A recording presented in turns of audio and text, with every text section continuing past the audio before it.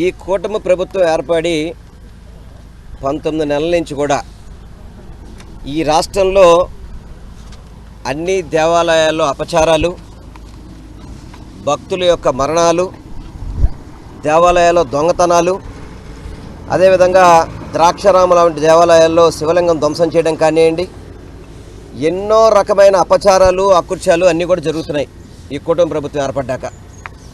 ఈరోజు మా మల్లాది విష్ణు గారు, మా నగర మేయర్ గారు వైఎస్ఆర్ కాంగ్రెస్ పార్టీ తరఫున ఏదైతే దేవాదాయ శాఖ కమిషనర్ గారిని వచ్చి కలిసి ఇప్పటివరకు జరిగిన ప్రతి అపచారానికి కూడా వారిని గుర్తుపెట్టి చెప్పడం జరిగింది.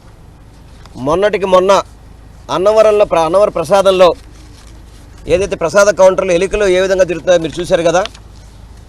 అది ఈ కూటమి ప్రభుత్వ పరిపాలనలో ప్రసాదాల విక్రయాలు కానీ, ప్రసాదాల అందచేత ఎలా ఉందనేది, వీళ్ళ భక్తి శ్రద్ధలు అంతా ఉందనేది, వాళ్ళ భక్తి శ్రద్ధలు ఎలా ఉన్నాయంటే, అన్నవరం దేవస్థానంలో ప్రసాదాల కౌంటర్లో వెళ్తే చంద్రబాబు నాయుడు గారికి, పవన్ కళ్యాణ్ గారికి అర్థమవుతుంది. అన్ని ఎలికలు తిరుగుతుంటే ఆ ప్రసాదాన్ని భక్తులు ఏ విధంగా స్వీకరిస్తారండి. అదేవిధంగా సింహాచలంలో ఏదైతే మన చందనోత్సవానికి 6 దాకా చనిపోయారు కదా, ఏమన్నా చర్యలు ఉన్నాయి ఎవరి మీదైనా కానీ. అదేవిధంగా మొన్న కాశీబొగ్గలో వెంకటేశ్వర ఆలయంలో చనిపోవడం, భక్తులు చనిపోయారు, మళ్ళీ అక్కడ దొంగతనం జరిగింది. ఎవరి మీదైనా చర్యలు తీసుకున్నారా? వాస్తవంగా చెప్పాలంటే ఈ కూటమి ప్రభుత్వం వచ్చాక హిందూ దేవాలయాలకు కానీ, హిందువుల భక్తులకు కానీ ఎక్కడా కూడా భద్రత అనేది లేదు. అన్ని ఫెయిల్యూర్లే పూర్తిగా కూడా. కూటమి ప్రభుత్వం అన్ని విధాలు కూడా వైఫల్యం చెందిందని చెప్పని మీ అందరికీ కూడా నేను తెలియపరచుకుంటున్నాను. ఎందుకంటే ఈ 19 నెలల పరిపాలన మీరు చూసుకుంటే కనుక, ముఖ్యంగా తిరుమల తిరుపతి దేవస్థానంలో ఎప్పుడైనా కానీ ముక్కోటి ఏకాదశి రోజు నాడు భక్తులు చనిపోవడం మీరు విన్నారా చరిత్రలో ఎప్పుడైనా కానీ? వీళ్ళు చేసిన పాపాలు, వీళ్ళు చేసిన అకృత్యాలు చంద్రబాబు నాయుడు, పవన్ కళ్యాణ్. ఒకసారి మనం ఈ ప్రసాదాల గురించి కనుక మనం ఏదో లడ్డు గురించి కనుక్కుంటే కనుక, జూన్ 14వ తారీఖు నాడు శ్యామలరావు గారు ఈవోగా బాధ్యతలు తీసుకున్నాక, జూన్ 21వ తారీఖు నాడు స్వయంగా వారే శ్యామలరావు గారు మాకు నెయ్యి కానీ ప్రతి ఒక్క వస్తువు క్వాలిటీ బాగుంది అని చెప్పని తిరుమల తిరుపతి దేవస్థానంలో వారు స్వయంగా ట్వీట్ చేసుకుంది. నెయ్యిని స్మెల్ చూసి. ఇది జూన్ 21వ తారీఖు నాడు ఆయన పూర్తిగా కూడా నెయ్యి అంతా కూడా చాలా స్వచ్ఛంగా ఉంది, మా వస్తువులన్నీ కూడా చాలా అన్ని విధాలు కూడా మేము ప్రమాణాలు పాటిస్తున్నామని చెప్పని స్వయంగా శ్యామలరావు గారు చెప్పింది. ఆ తర్వాత కొద్ది రోజుల తర్వాత వెజిటేబుల్ ఫ్యాట్ కలిసిందని చెప్పని ప్రెస్ మీట్ పెట్టి చెప్పాడు. ఆ తర్వాత 2 నెలల తర్వాత చంద్రబాబు నాయుడు పార్టీ ఆఫీసులో అక్కడ యానిమల్ ఫ్యాట్ కలిసింది, పంది కొవ్వు, జంతువుల కొవ్వుతో ఆయిల్ తయారు చేసి లడ్డూలు విక్రయించారు అని చెప్పని సాక్షాత్తు ముఖ్యమంత్రి మాట్లాడడం చాలా బాధాకరం. ఆయన చెప్పిన వెంటనే తంగులమ్మ అనుకుంటూ పవన్ కళ్యాణ్ గారు డ్రెస్ మార్చేసుకొని, సినిమా షూటింగ్లో డ్రెస్సులు మారుస్తుంటాడు కదా, అలాగే రాజకీయ జీవితంలో కూడా మామూలుగా ఏ ఎపిసోడ్ డ్రెస్ వేస్తుంటాడు. వాళ్ళ కాస్ట్యూమ్ డిజైనర్ ఉంటారు, వాళ్ళకి డ్రెస్ మార్చేసుకొని అమ్మవారి గుడికి వచ్చి నానా యాగి చేశాడు. అమ్మవారి గుడి బెట్లు కడిగేసి ఊగిపోయాడు. ఆ తర్వాత లడ్డూల మీద పశ్చాత్తాప దీక్షలు అన్నాడు. ఆ తర్వాత తిరుమలలో కూడా పూనకం వచ్చినట్టుగా ఊగాడు. మీరు అన్నీ చూశారు ఇవన్నీ కూడా. ఈరోజు చివరికి సిబిఐ ఏం చెప్పిందండి? క్లియర్గా చెప్పింది, ఇఫ్ ఎనీ ఈ 4 శాంపిల్స్లో ఎక్కడ కూడా జంతు కొవ్వు అంటే పంది కొవ్వు కానీ యానిమల్ ఫ్యాట్ ఎక్కడ లేదు అని చెప్పని క్లియర్గా ఇది సిబిఐ ఇచ్చిన దాంట్లో ఒక పేరా. ఇది ఇప్పటికీ బుద్ధి లేకుండా రాష్ట్ర వ్యాప్తంగా వీళ్ళు చేసిన తప్పుని ఒప్పుకొని చంపలేసుకొని వెంకటేశ్వర క్షమాపణ కోరుకోవాల్సింది పోయి పల్లెటూళ్ళలో, విలేజెస్లో జగన్మోహన్ రెడ్డి గారి బొమ్మలోను, వైవి సుబ్బారెడ్డి గారు, భూమన కరుణాకర్ రెడ్డి గారు బొమ్మలు పెట్టి ఇక్కడ కల్తీ జరిగిందని చెప్పని హోర్డింగ్స్ పెడతారంటే సిగ్గు శరం ఉంది అసలు గవర్నర్లకి. అంటే వెంకటేశ్వర స్వామిని ఎంత అపాసపాలు చేస్తారు మీరు? దేవుణ్ణి వీధిలోకి తీసుకొస్తారా? వెంకటేశ్వర ప్రసాదాన్ని రోడ్డు మీద ఫ్లెక్స్లు కడతారా? బుద్ధి జ్ఞానం లేదు అసలు మీకు. రాజకీయాలు ఎంత నీచమా? చంద్రబాబు రాజకీయాలు నీచమని చెప్పి ప్రతి ఒక్కరు చేసి, ఎందుకంటే పిల్లనిచ్చిన మామను వెన్నుపోటు పడిచి పార్టీ లాక్కున్నాడు.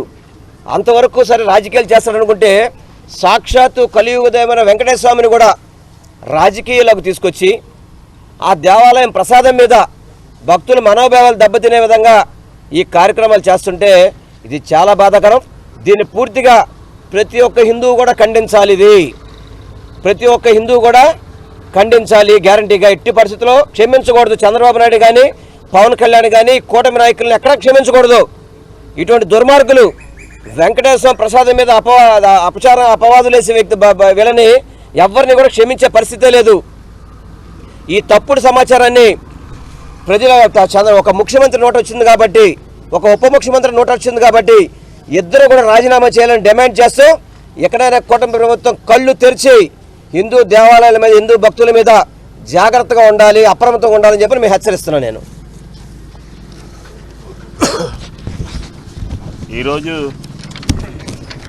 ఆంధ్రప్రదేశ్లో గత 20 మాసాలుగా కూటమి ప్రభుత్వం అధికారంలోకి వచ్చిన తర్వాత ఆంధ్రప్రదేశ్లో హిందూ ధర్మానికి జరుగుతున్నటువంటి అన్యాయం కానీ, ధర్మానికి చేస్తున్నటువంటి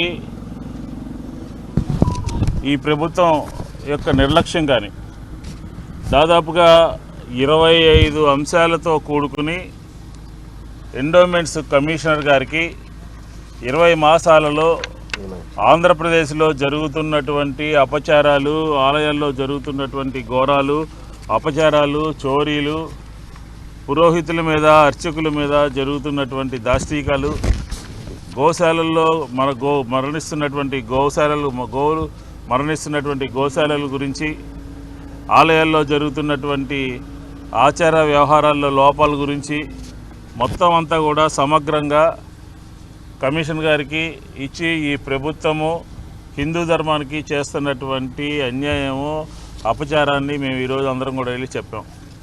ప్రభుత్వం తన తీరు మార్చుకోవాలి అని చెప్పి డిమాండ్ చేస్తూ ఉన్నాం. ఏం మార్చుకుంటారు? చంద్రబాబు నాయుడు గారే స్వయంగా ముఖ్యమంత్రి ఈ రాష్ట్రంలో భక్తి శ్రద్ధలతో దేవుణ్ణి కొలిచేటటువంటి వెంకటేశ్వర స్వామి యొక్క ప్రసాదంలో జంతు కొవ్వు కలిసింది అని చెప్పని అన్యాయంగా, అక్రమంగా దాన్ని ప్రజలకి తెలియజేసి వైఎస్ఆర్ కాంగ్రెస్ పార్టీ హిందూ ధర్మాన్ని వ్యతిరేకంగా ఉన్నది అని చెప్పని లీడర్ మీద, వైఎస్ఆర్ కాంగ్రెస్ పార్టీ మీద అపవాదు వేయాలి అని చెప్పని ఒక కుట్ర కోణాన్ని ఈరోజు మేమందరం కూడా ఖండిస్తూ ఉన్నాం. సిబిఐ ఏసీబీ కోర్టులో ఛార్జ్షీట్ ఫైల్ చేసింది. ఛార్జ్షీట్ ఏం చెప్పింది? జంతు కొవ్వు ఎక్కడా కూడా ఈ లడ్డూలో కలవలేదు అని. దానికి ఈ రాష్ట్రంలో ఉన్నటువంటి అధికార పార్టీ, ఈ రాష్ట్రంలో ఉన్నటువంటి కూటమి ప్రభుత్వం, ఈ రాష్ట్రంలో ఉన్నటువంటి చంద్రబాబు, పవన్ కళ్యాణ్, లోకేష్లు కంగారు పడిపోయి మనం చేసినటువంటి తప్పుని, మనం చేసినటువంటి కుట్రని, మనం చేసినటువంటి అపవిత్రమైనటువంటి కార్యక్రమానికి ఆంధ్రప్రదేశ్ ప్రజలకు కానీ, వెంకటేశ్వర స్వామి గారి భక్తులకు కానీ ఎక్కడ తెలిసిపోతుందో, ఎక్కడ అబస్పాలు అవుతామో అని చెప్పని ఆగమేఘాల మీద వాళ్ళకు సంబంధించినటువంటి, తెలుగుదేశానికి సంబంధించినటువంటి శ్రేణులు రోడ్ల మీదకి వచ్చి గుళ్ళ దగ్గరికి వెళ్ళి గుళ్ళల్లో సంప్రోక్షణ చేయటము, బ్యానర్లు కట్టడము, రోడ్డు మీద లడ్డూల గురించి మాట్లాడటము. ఆంధ్రప్రదేశ్లో తిరుమల తిరుపతి దేవస్థానం ఉంటే భారతదేశంలో ఉన్నటువంటి భక్తులందరూ, ప్రజలందరూ కూడా ప్రపంచవ్యాప్తంగా గొప్పగా భక్తి శ్రద్ధలతో కొలిచేటటువంటి వెంకటేశ్వర స్వామి కీర్తి ప్రతిష్టల్ని రోడ్డు మీదకి ఈడ్చినటువంటి చంద్రబాబు యొక్క నైజాన్ని ఈరోజు ప్రపంచం అంతా కూడా చూసి, ఇలాంటి వ్యక్తి ఈ రాష్ట్ర ముఖ్యమంత్రి, స్వయంగా రాష్ట్ర ముఖ్యమంత్రి లడ్డూ గురించి కల్తీ జరిగిందని చెప్తాడా అని చెప్తే ప్రజలందరూ కూడా నవ్విపోతూ ఉన్నారు. రాజకీయంగా ఎదుర్కొనేటటువంటి సత్తా లేక, రాజకీయంగా ఎదుర్కొనేటటువంటి ధైర్యం లేక, రాజకీయంగా ఎదుర్కొనేటటువంటి ప్రజలకు చేసినటువంటి మేళ్లు లేక ఈ రకమైనటువంటి లడ్డూ వ్యవహారాన్ని తెర మీదకు తీసుకొచ్చి ఈ రకంగా చేసి, ఒక లడ్డూ వ్యవహారం సిబిఐ సిట్టు తేల్చింది, తప్పు లేదు కల్తీ లేదు అని తేల్చింది. దానికి ప్రజలకి తప్పుడు సంకేతాలు పంపించాలి అని చెప్పండి, ప్రజల్ని తప్పుదావ పట్టించాలి అని చెప్పండి. దీంతోపాటు ఈ రాష్ట్రంలో ఉన్నటువంటి అనేక దేవాలయాలు, తిరుపతి తిరుమల దేవస్థానం లడ్డూ విషయం మనం చూసాం, కల్తీ జరగకపోతే కల్తీ జరిగిందని చెప్పండి. అలాగే శ్రీకాళహస్తికి సంబంధించినటువంటి అక్కడ శ్రీకాళహస్తిలో 500 రూపాయల టికెట్ కొనుక్కుని దాని ద్వారా వచ్చే పూజా సామాగ్రి, ఆ పూజా సామాగ్రిలో వచ్చే పడగలు వెండి ధర పెరిగిందని చెప్పని ఆ పడగలను తీసుకెళ్ళి వెండి షాపులో అమ్ముకుంటున్నటువంటి కూటమి నేతల గురించి ఆంధ్రప్రదేశ్ ప్రజలు తెలుసుకోవాల్సినటువంటి అవసరం ఉన్నది అని చెప్పని చెప్తాను. 500 రూపాయలకి వెండి పడగ ఇస్తే ఆ పడగని బయటికి తీసుకువెళ్ళి పూజలు చేయకపోయినా అక్కడ టిక్కెట్లు కొనుక్కుని ఆ వెండిని తీసుకుని వెళ్ళి బజార్లో బహిరంగ మార్కెట్లో వెండి అమ్ముకుంటున్నటువంటి పరిస్థితి. ఈరోజు ప్రజలందరూ అధికారం ఇస్తే జగన్మోహన్ రెడ్డి గారి కన్నా నేను ఎక్కువ చేస్తాను అని చెప్పి నీకు అధికారం ఇస్తే నువ్వు చేస్తుంది లడ్డూలో కల్తీ జరగకపోయినా కల్తీ జరిగిందని చెప్తున్నావు. నీ మనుషులందరూ కూడా శ్రీకాళహస్తిలో వెండి పడగలు ప్రైవేటు బంగారపు వెండి షాపులకి అమ్ముకుంటా ఉన్నారు. ఇదేనా ఆంధ్రప్రదేశ్లో హిందూ ధర్మాన్ని కాపాడేటటువంటి ప్రభుత్వం? ఇదేనా అని చెప్పి అడుగుతాడు. అదే కాదు, ఈ 20 నెలల కాలంలో ఈ ప్రభుత్వం మీద హిందూ ధర్మానికి వ్యతిరేకంగా తూట్లు పొడుస్తున్నటువంటి తరుణంలో ఒక ఛార్జ్ షీట్ను కూడా ఈరోజు మేము తయారు చేసి కమిషనర్ గారికి ఇచ్చాం. ఏ దేవాలయాల్లో ఏ రకమైనటువంటి అపచారాలు జరుగుతూ ఉన్నాయి, ఏ రకమైనటువంటి చోరీలు జరుగుతూ ఉన్నాయి, ఏ రకంగా ఆవులు మరణిస్తూ ఉన్నాయి, ఏ రకంగా చిన్న తిరుపతిలో గోవులు మరణించాయో, ఏ రకంగా అన్నవరం సత్రంలో అన్నవరం ప్రసాదం అంటేనే భక్తి శ్రద్ధలతో ప్రతి ఒక్కళ్ళు కూడా కొంచెం తింటే స్వామివారి యొక్క ఆశీర్వాదం మనకు లభిస్తుంది అనుకుంటున్నటువంటి అలాంటి విశిష్టతమైనటువంటి ప్రసాదంలో ఎలుకలు కలిశాయంటే నువ్వు పరిపాలిస్తున్నట్ట ఈ రాష్ట్రాన్ని ఏం చేస్తున్నట్టు? ఎలుకలు ప్రసాదం దాంట్లో స్టాల్లో కనపడ్డాయి అని అంటే ఇంకా అసలు నీకు తిరుగుతున్నాయి. దేవాదాయ ధర్మాదాయ శాఖ వ్యవహరిస్తున్నటువంటి తీరు అనేది ప్రజలకి, ఈ రాష్ట్ర ప్రజలకు అర్థమైపోయింది. అలాగే పక్కనే ఉన్నటువంటి ద్రాక్షారామంలో ఎంతటి అపచారం జరిగింది. కపాలేశ్వర స్వామి శివలింగాన్ని పగలగొట్టారనంటే అది నీ పార్టీకి చెందినటువంటి వాళ్ళు ఉన్నారనంటే ఏం చెప్పాలి? ఏం చేశారు? సీసీ కెమెరాలు ఉండవు, సీసీ కెమెరాల ద్వారా పర్యవేక్షణ ఉండదు, పోలీస్ స్టేషన్ల ద్వారా పర్యవేక్షణ ఉండదు. కాశీబొగ్గలో వెంకటేశ్వర స్వామి టెంపుల్లో మొన్న జరిగినటువంటి తొక్కిసలాటలో 10 మంది మరణిస్తే అదే దేవస్థానంలో మళ్ళీ 10 రోజుల క్రితం 30 లక్షల రూపాయల దొంగతనం జరిగింది అంటే ఈ ప్రభుత్వానికి, పోలీసులకి దేవుడి మీద ఏ రకమైనటువంటి భక్తి ఉందో, గుళ్ళ మీద ఏ రకమైనటువంటి భక్తి ఉందో మనకు అర్థమవుతోంది. పెద్ద పెద్ద దేవాలయాల్లో నిన్న మన రథసప్తమి రోజున ఈ ఎండోమెంట్స్ శాఖ ఏ రకంగా వ్యవహరించింది అనేదానికి ఒక ఉదాహరణ శ్రీకాకుళం అరసవల్లి టెంపుల్లో జరిగినటువంటి అక్కడ సరైనటువంటి ఏర్పాట్లు లేక సామాన్య భక్తులందరూ కూడా ఇష్టం వచ్చినట్టుగా ఒక తొక్కిసలాట జరిగి ప్రాణాలు పోయినటువంటి పరిస్థితి. అదే జిల్లాలో మన సింహాచలంలో తొక్కిసలాట జరిగి చనిపోయినా, కాశీబొగ్గలో చనిపోయినా ఈ ప్రభుత్వానికి చీమ కొట్టినట్లేదు. ఎక్కడా సరైనటువంటి చర్యలు రథసప్తమి రోజున భక్తులకి కావాల్సినటువంటి చర్యలు ఏ మాత్రం కూడా తీసుకోలేనటువంటి పరిస్థితి ఈరోజు రాష్ట్రంలో కనపడతా ఉంది. ఒక్కటి కాదు, తిరుపతి దగ్గర నుంచి, శ్రీకాళహస్తి దగ్గర నుంచి, కాశీనారాయణ టెంపుల్ దగ్గర నుంచి ఆఖరికి విజయవాడ బెజవాడ కనకదుర్గమ్మ అమ్మవారిలో అడ్మినిస్ట్రేషన్ ఉందా? వసంత పంచమి రోజున అక్కడ ఉన్నటువంటి పిల్లలు, చిన్నపిల్లలు, చదువుకునేటటువంటి పిల్లలందరూ కూడా 100 మంది వస్తే గాలాడక ఊపిరాడక చనిపోయేటటువంటి పరిస్థితి నెలకొంటే అసలు ఈ దేవాలయాల మీద ఈ ప్రభుత్వానికి చిత్తశుద్ధి ఉందా? జగన్మోహన్ రెడ్డి గారిని వేరే మతమని, జగన్మోహన్ రెడ్డి గారి ప్రభుత్వము పార్టీ మీద కల్తీ చేశారని చెప్పడానికే ఈ ప్రభుత్వం అంతా సరిపోతుంది. గోబెల్స్ లాగా ప్రచారం చేస్తూ ఉన్నారు. గోబెల్స్కి తమ్ముళ్ళలాగా తయారయ్యారు చంద్రబాబు, పవన్ కళ్యాణ్, లోకేష్, అలాగే ఎమ్మెల్యేలు, మంత్రులు. ఇలా ప్రతి దేవాలయంలో జరిగినటువంటి సంఘటనలు, చిన్న తిరుపతిలో గోవులు మరణించాయి, అన్నవరంలో ఎలికలు, అలాగే బ్రాహ్మణులకు సంబంధించినటువంటి విశాఖపట్నంలో 90 సంవత్సరాల క్రితం ఉన్నప్పుడు బోడెమ్మ సత్రం అని చెప్పని ఉంటే అక్కడ అందరూ కూడా పూజా కార్యక్రమాలు పిండ ప్రదానాలు చేస్తూ ఉంటే తెలుగుదేశానికి సంబంధించినటువంటి లీడరు, అది బ్రాహ్మణ సామాజిక వర్గానికి కాదు, అది విశాఖపట్నం మున్సిపాలిటీ అని చెప్తారా? ఎవరిచ్చారు మీకు అధికారం? మీరు ఈ రాష్ట్రంలో సనాతన ధర్మాన్ని, హైందవ ధర్మాన్ని తూట్లు పడుస్తూ ఉన్నారు. కావాలంటే మీ ఇంటి దగ్గర పెట్టుకొని పిండాలని చెప్పని తెలుగుదేశం నాయకుడు మాట్లాడితే ఇంకా ఏం చెప్పాలి? ఏం జరుగుతుంది ఆంధ్రప్రదేశ్లో? ఏ రకమైనటువంటి కార్యక్రమాలు జరుగుతూ ఉన్నాయి? కాబట్టి ఖచ్చితంగా ఈ ప్రభుత్వము అర్చకుల మీద, ఉదాహరణకి అమ్మవారి దేవస్థానంలో జరిగితే ఆ చర్యలు తీసుకుంటున్నారు. ఎవరి మీద తీసుకోవాలి? అధికారుల మీద తీసుకోవాలి. ఎవరైతే సరిగా పాలు సరఫరా చేయలేదో వాళ్ళ మీద చేయాలి. ప్రధాన స్థానాచార్యుడికి, ప్రధాన అర్చకులకి, అక్కడ పనిచేసేటటువంటి అర్చకులకి నోటీసులు ఇస్తారా? సస్పెండ్ చేయాలని ప్రయత్నం చేస్తారా?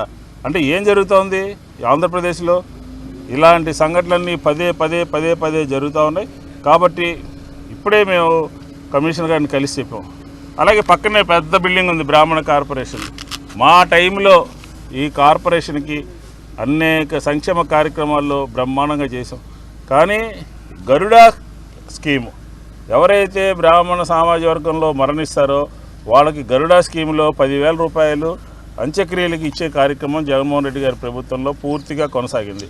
బకాయి లేకుండా మా ప్రభుత్వంలో పూర్తిగా అందరికి ఇచ్చేసాం. అసలు ఈ ప్రభుత్వంలో ఇప్పటి వరకు కూడా సైట్ ఓపెన్ చేయలేదు. పెద్ద బిల్డింగ్ కట్టారు, అక్కడ ఆఫీసర్లు ఉంటారు, దానికి పెద్ద మంత్రి. ఎందుకని సైట్ ఓపెన్ చేయలేదు? ఇప్పటికే రాష్ట్రంలో అనేక మంది చనిపోతే ఎక్కడ అప్లై చేసుకోవాలో కూడా తెలియనటువంటి పరిస్థితి ఈరోజు రాష్ట్రంలో ఉంది. ఖచ్చితంగా ఒక 25 అంశాలతో కూడుకుని మేము ఈ ప్రభుత్వం వచ్చిన తర్వాత జరిగినటువంటి సంఘటనలన్నింటినీ కూడా మేము కమిషనర్కి చెప్పాం. లేకపోతే ఈ రాష్ట్రంలో హైందవ ధర్మాన్ని కాపాడటానికి, హైందవ ధర్మానికి జరుగుతున్నటువంటి అన్యాయానికి వ్యతిరేకంగా మేమందరం కూడా ఈ కార్యక్రమాన్ని ముందుకు తీసుకెళ్తాము అని చెప్పి ఈ సందర్భంగా మనవి చేసుకుంటూ, అలాగే ఒక టెంపుల్ కాదు, శ్రీకూర్మంలో తాబేళ్ళు చనిపోయినాయి, అక్కడికక్కడే అంత్యక్రియలు చేశారు. అలాగే పక్కనే ఉన్నటువంటి విజయనగరంలో అక్కడ ఉన్నటువంటి విగ్రహాలని కోలగొట్టేసి, శ్రీకృష్ణుడు బలరాముడు విగ్రహాలు కోలగొట్టేసి పక్కన పెట్టారు. ఇట్లా ప్రతి దేవాలయాల్లోనూ కూడా అనేక సంఘటనలు జరుగుతూ ఉన్నాయి. దీనికి ఎవరు బాధ్యతలు? ఎవరి మీద యాక్షన్ ఉండదు. ఏ దేవాలయంలోనూ కూడా అధికారుల మీద యాక్షన్ తీసుకోరు. ఏసీలు కానీ, ఆర్జేసీలు కానీ, డీసీలు కానీ, కింది స్థాయి నుంచి పై వరకు ఏ ఒక్కళ్ళ మీద ఇప్పటి వరకు కూడా యాక్షన్ తీసుకున్నటువంటి పరిస్థితి లేనే లేదు. జియో నెంబర్ 15ని రద్దు చేయాలి అని చెప్పని కోరుతా ఉన్నాం. ఎందుకనంటే ఆ జియో ద్వారా ఈ రాష్ట్రంలో ఉన్నటువంటి దేవాలయాలకు సంబంధించినటువంటి దాతలు ఇచ్చినటువంటి భూమి ఎవరికి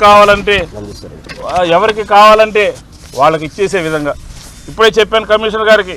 కాకినాడలో ఒక 15 ఎకరాలు క్రీడా ప్రాంగణానికి ఇచ్చేశారు. దేవాదాయ శాఖకు సంబంధించినటువంటి దేవస్థానం భూమి ఏ రకంగా ఇచ్చారంటే, దాతలు ఆ దేవాలయానికి సంబంధించి ధూపదీప నైవేద్యాలని, వేద పఠనానికి, అలాగే అర్చక స్వాముల పోషణ కోసం ఇస్తే మీరు ఆటలు ఆడుకోవడానికి క్రీడా ప్రాంగణానికి ఇస్తారా? విజయవాడలో కూడా అమ్మవారి దేవస్థానం, అమ్మవారికి సంబంధించినటువంటి దేవస్థానానికి సంబంధించినటువంటి ఖరీదైనటువంటి భూమి, నడి బొడ్డులో ఉన్నటువంటి భూమి వేరే వారికి దారాదత్తం చేయడానికి ఈ ప్రభుత్వం తయారైపోయి జియో నెంబర్ 15ని తీసుకొచ్చింది. జియో నెంబర్ 15 అనేది ఈ కూటమి ప్రభుత్వంలో ఉన్నటువంటి కీలకమైనటువంటి వ్యక్తులు చెప్పు చేతల్లో ఆంధ్రప్రదేశ్ సంబంధించినటువంటి దేవాదాయ శాఖకు సంబంధించినటువంటి భూములు వాళ్ళకు కావలసినటువంటి వాళ్ళకి ఇష్టానుసారంగా పంజారం చేయడం కోసమే జియో నెంబర్ 15ని తీసుకొచ్చారు. దాన్ని విత్డ్రా చేయాలి అని చెప్పని వైఎస్ఆర్ కాంగ్రెస్ పార్టీ డిమాండ్ చేస్తోంది. కాబట్టి ఒకటే కోరుతా ఉన్నాం, ఈ 25 అంశాలని కూడా ఈ ఆంధ్రప్రదేశ్లో ఉన్నటువంటి పీఠాధిపతులు, మఠాధిపతులు అందరినీ కూడా కలిసి ఈ రాష్ట్రంలో హైందవ ధర్మానికి, హిందూ ధర్మానికి, సనాతన ధర్మానికి జరుగుతున్నటువంటి అపచారాలని, జరుగుతున్నటువంటి అన్యాయాల్ని ప్రజలకు వివరించడమే ఈరోజు తీసుకున్నటువంటి కార్యక్రమం. ఖచ్చితంగా ఆంధ్రప్రదేశ్ ప్రజలకి లడ్డూ విషయంలో తప్పుడు మాటలు మాట్లాడినటువంటి ఈ కూటమి నేతలు చంద్రబాబు, పవన్ కళ్యాణ్, లోకేష్ ఆంధ్రప్రదేశ్ ప్రజలకి క్షమాపణ చెప్పాలి అని చెప్పని కూడా వైఎస్ఆర్ కాంగ్రెస్ పార్టీ డిమాండ్ చేస్తూ ఉంది. అలాగే మార్కాపురంలో కూడా వీరభద్రస్వామి ఆలయంలో పురాతనమైనటువంటి నందీశ్వరుని కూడా అర్ధరాత్రి గుర్తు తెలియని వ్యక్తులు కూలగొట్టారు. కానీ దాని మీద పట్టించుకున్నటువంటి నాదులు లేడు, కేసు రిజిస్టర్ కాలేదు. ఇలాగ అనేక రకాలుగా హిందూ ధర్మానికి హైందవ ధర్మానికి ఆంధ్రప్రదేశ్లో అన్యాయం జరుగుతుంది. ప్రతి ఒక్కళ్ళు కూడా దీన్ని గమనించాలి అని చెప్పి కోరుతాం.